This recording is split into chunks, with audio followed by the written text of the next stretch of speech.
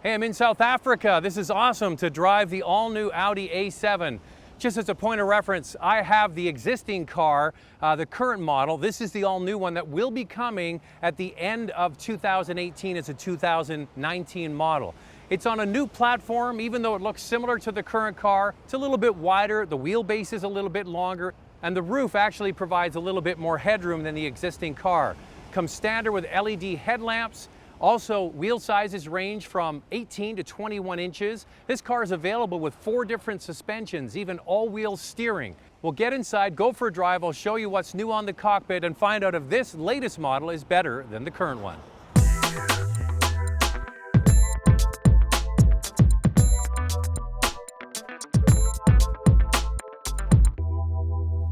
Well, first things first, this is a beautiful part of the world.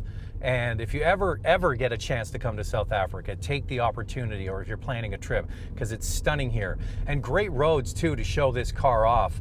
Now, Audi looks at the A7 as their sort of sportier sedan, a combination between sportiness and luxury. And they have it set up so you can tailor it to your liking. And a lot of it comes down to the new suspensions that are available. There's 4 of them. You can get the regular springs and shocks, that's the regular version, a sport version of that, which drops the suspension by 10 millimeters. There's also a version of the regular suspension with adaptive shock absorbers to change it from mild to wild, depending on what you want. And on top of that, air suspension, also that's adaptive. If you get the adaptive suspension with the regular springs or the air springs, you can add in as an option rear steering, and we have that set up in this car, and it makes the car feel so much smaller and agile, which really is great if you drive in the city. So the wheels turn opposite to each other when you're going around a tight corner like this. The car just carves through.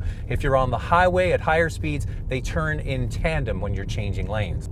Under the hood, only one engine to start with because this is the basic A7. I'm sure S and RS7s will be coming, but one gasoline turbocharged 3-liter unit. It has 340 horsepower and 368 pound-feet of torque. Power is not an issue with this car. The 340 horsepower with this car really is a wonderful combination, and it pulls from all speeds. Mid-range passing power is top-notch. So engine is great, 7-speed transmission, of course, all-wheel drive. But the all-wheel drive system is set up now to give more of a rear bias than before.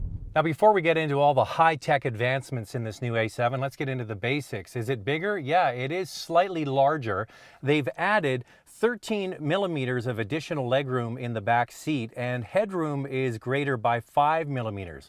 They sound like small numbers, but when you sit in the back seat, you actually can tell that there's just slightly more room. Trunk space is also big. That's the one great thing about this car, and one of the reasons I chose the A7 is it has a sports car sort of silhouette, and it has the functionality of a utility vehicle when you open up the big hatch. There's 535 liters of trunk space with the back seats up. When you put the back seats down, 1,390 liters of space.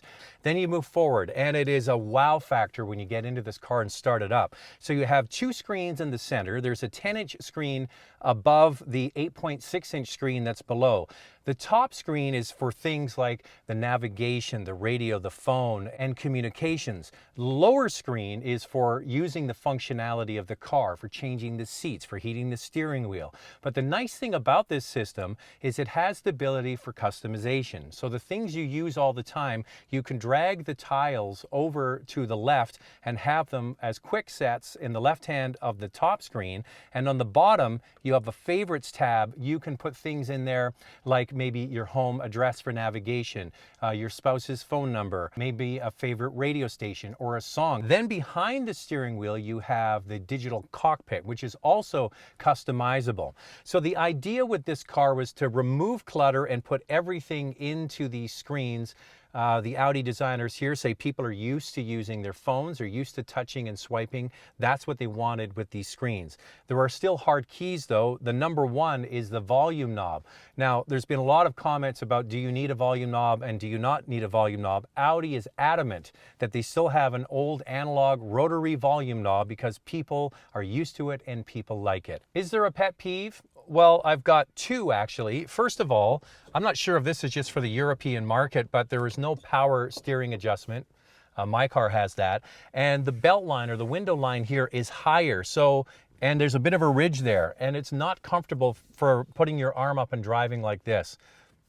You get used to that too, but I do kind of miss that, to be honest with you.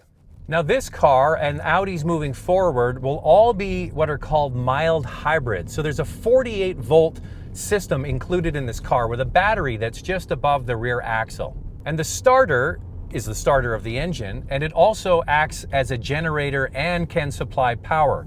So what this is doing is allowing the engine to switch off more often. In stop and go city situations, you can be pulling up to a traffic light and the engine will switch off sooner. Like you're used to when you come to a stop, the engine switches off automatically. It will do it as you're coasting up to a light.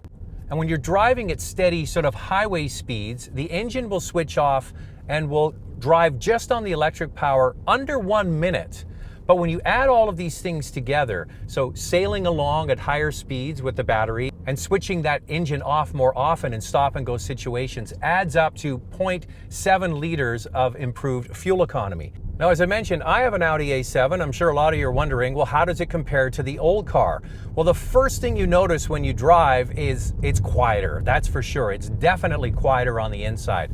And all of the cars that are here have the air suspension and the rear wheel steering. Now, the rear wheel steering is cool. The air suspension isn't for me. I'm sure it's for a typical traditional luxury buyer, makes the car much smoother. I would probably go for the just springs with the sport suspension or the adaptive version of that. That's what I would choose. Air suspension has a different feel and it's not what I would personally choose. So that's something to consider. But at its core, it's the same basic goodness. It's a wonderful, wonderful car. I love the A7, absolutely adore it. I got one.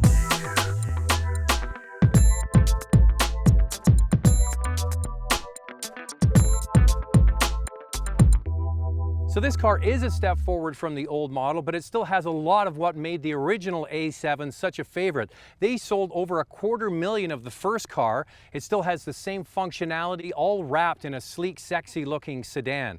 The engine is a strong point. The interior does take a little while to get used to, but it is so much more advanced than we've ever seen from Audi in the past. This car is coming later this year. Look for it just before the end of 2018.